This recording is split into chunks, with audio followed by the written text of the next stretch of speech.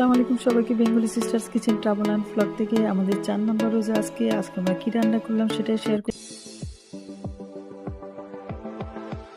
চাটনি দিয়ে ভালো করে ছেঁকে নিলাম, নিয়ে দেখতেই পাচ্ছেন আপনারা কিভাবে ছাকতেছি। তারপর দিয়ে দিলাম ফ্রেশ কর্নফ্লাওয়ার হাফ কাপ পরিমাণ, দিয়ে দিলাম ব্ল্যাক পেপার, আর দিয়ে দিলাম সাথে চিলি ফ্লেক্স, দিয়ে দিলাম তেল। এটা আপনারা আপনাদের সুবিধা অনুযায়ী আর জ্ঞান অনুযায়ী দিয়ে দেবেন। করে নিলাম একটু করে, আপনারা চাইলে অন্য স্টার যে কোনো সাইজ দিয়ে করে নিতে পারবেন। দেখে তেলটা ভালো মতো গরম হয়ে গেল, তারপর সেটা প্যানে শুকিয়ে গেল।